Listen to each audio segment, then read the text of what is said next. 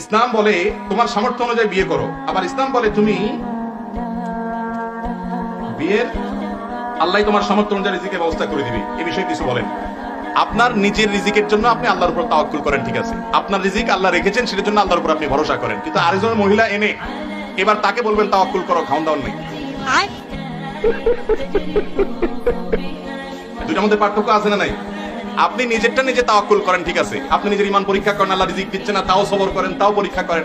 আরেকজনের মহিলা উঠায় আনে, আরেকজনের মেয়ের বিয়ে করে এনে এরপরে খাবার দাবার জোগাড় করতে না পেরে মহরণা কিছু না দিয়া এরপরে বলতেছেন যে তাওয়াক্কুল করো, আল্লাহ তাওয়াক্কুল করতে বলছেন। তাওয়াক্কুল আপনার নিজের জন্য, আরেকজনের উপরে চাপানোর জন্য আপনার নিজেরটা তাওয়াক্কুল করবেন। আর আরেকজনের মেয়ে বিয়ে করলে তার ডাইল ভাত জোগাড় করার এবিলিটি এবং ব্যবস্থা থাকলেই তার উপরে বিয়ে বর্তাবে, সে বিয়ে করতে পারবে।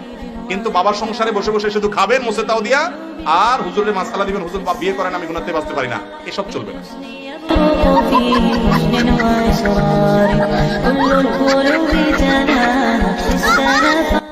আমার লাভ লস নেই, আমার লাইফটাই লস।